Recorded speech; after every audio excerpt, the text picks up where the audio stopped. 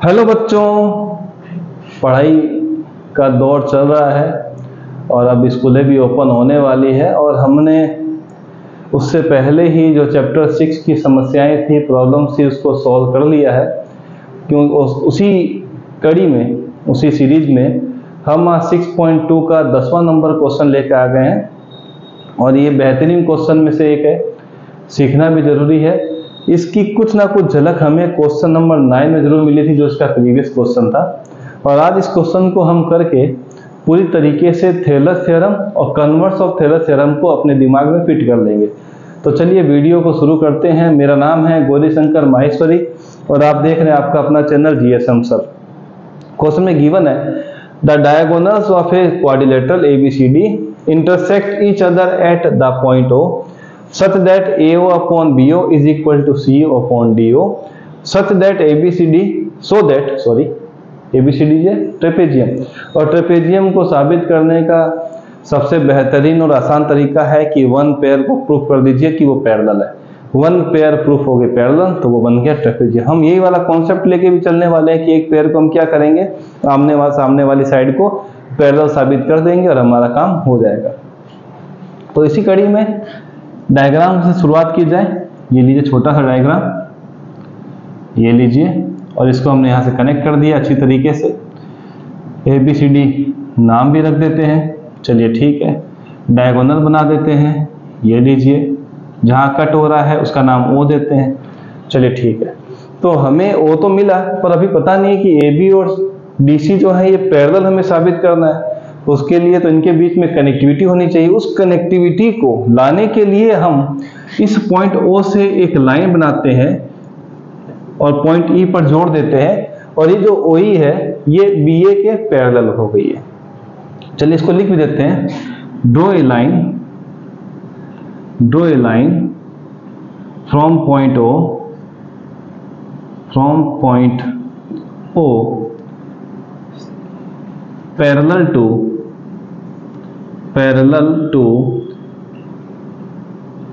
AB such that AB parallel EO। AB parallel क्या हो गया बच्चों, EO हो गया। चलो ठीक है, यहां तक तो। अब कहानी को शुरू करते हैं। ट्राइंगल ले लेते हैं बच्चों ABD, क्योंकि EO किसके पैरेलल है, AB के। तो इसी ट्राइंगल को लेके चलते हैं। तो लिखते हैं इन ट्राइंगल ABD, इस ABD में EO और AB क्या है बच्चों, पैरेलल है। EO पैरेलल AB ये हमने अभी लिया हुआ है और मन से लेके चल रहे हैं, कोई इश्यू नहीं है। हमने यहाँ कंस्ट्रक्शन के थ्रू ऐसा बता दिया कि ये दोनों पैरेलल है। चलिए ठीक है। अब क्या हो बच्चों, AE अपॉन ED यूजिंग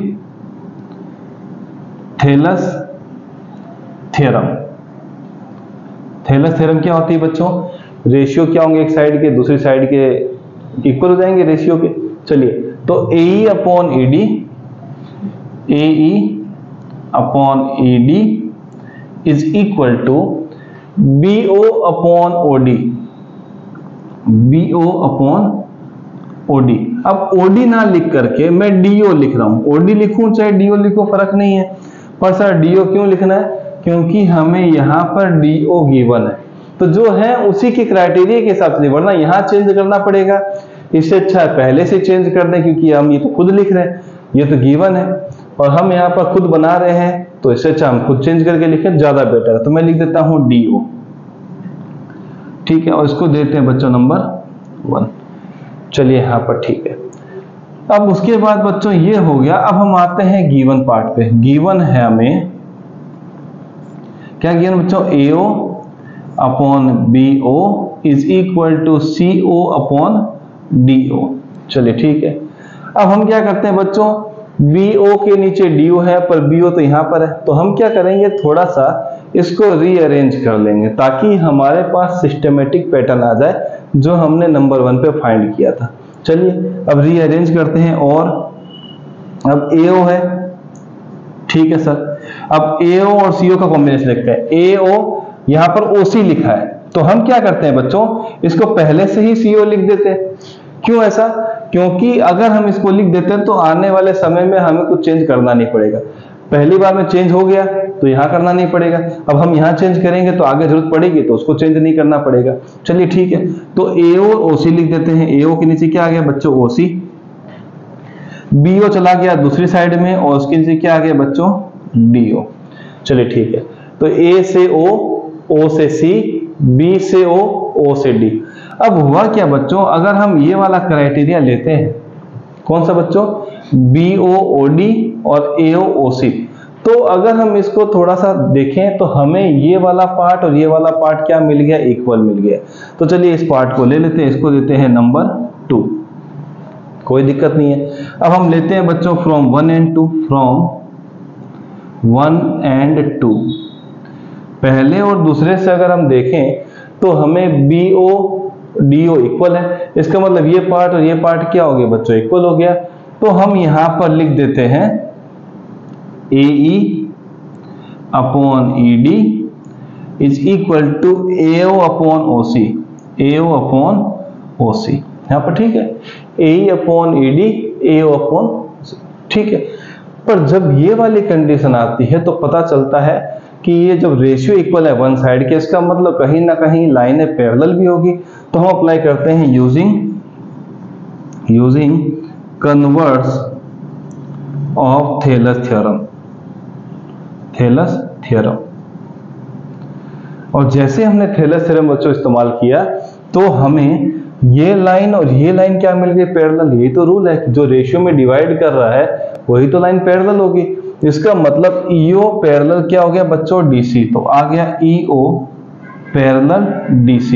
यहां तक कोई दिक्कत तो नहीं होगी क्योंकि कन्वर्स ऑफ थेलस थ्योरम लगा है जिसमें रेशियो को हमने किस में कर दिया है, पैरेलल में। यहां तक विजिबिलिटी ओके बच्चों, देख लिया जाए एक बार।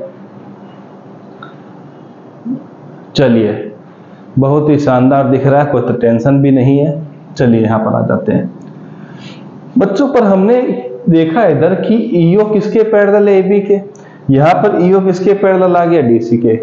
तो दोनों की कंडीशन को जब वेरीफाई करते हैं तो दोनों में पैरेलल एक कॉमन चीज है जो कि EO है। अगर ये दोनों में कॉमन है मतलब ये दोनों भी आपस में क्या हो गए, पैरेलल हो गए। तो हम यहां लिख देते हैं हेंस क्या आएगा बच्चों, यहां पर सीधा लिख देते हैं AB पैरेलल DC, सीधा सा है। अगर ये वाला और ये वाला आपस में गौर से देखें तो EO और EO क्या आ गया, सेम साइड आ गया या एक ही तरफ आ गया। तो उसमें अगर पैरेलल में दूसरी साइड है तो वो भी आपस में क्या हो जाएगी, इक्वल। अगर हम इस चीज को थोड़ा देखें तो और तरीके से लिखना चाहें तो हम लिख सकते हैं AB parallel EO parallel DC। ये बेहतरीन कंडीशन है जो हम यहाँ पर तीनों को लेके चल सकते हैं, जिसमें EO की वजह से ये दोनों भी क्या हो गए, AB और DC भी क्या हो गए, पैरेलल हो गए। ये कंडीशन बेहतरीन है जिसमें EO कॉमन था उसको हम हटा सकते हैं, मतलब तीनों आपस में पैरेलल है। ये इसके पैरेलल है और ये इसके पैरेलल है, इसीलिए इसको बीच में रखा गया, कॉमन है। अब इसको हटाएंगे तो भी ये दोनों क्या हो जाएगी बच्चों, पैरेलल। तो जैसे ही AB और DC को आपने पैरेलल लिया तो ट्रेपेजियम हो गया है जो क्वाड्रिलेटरल हमें गिवन था। अब ये जो क्वाड्रिलेटरल वो क्या हो गया बच्चों, ट्रेपेजियम। हेंस ये होने के बाद ABCD इज ए ट्रेपेजियम। इसमें ज्यादा कुछ लिखना नहीं है कि वन साइड पैरेलल हो तो ट्रेपेजियम होता है, सीधा ही आप पैरेलल कंडीशन आई और ABCD को आप क्या लिख देंगे बच्चों कि वो ट्रेपेजियम हो गया। तो बेहतरीन क्वेश्चन था, सिर्फ कॉम्बिनेशन लेके चलने थे और हमारा काम हो गया। मिलेंगे अगली एक्सरसाइज के साथ, तब तक ऐसे मस्त वाले क्वेश्चन की प्रैक्टिस करते रहिए।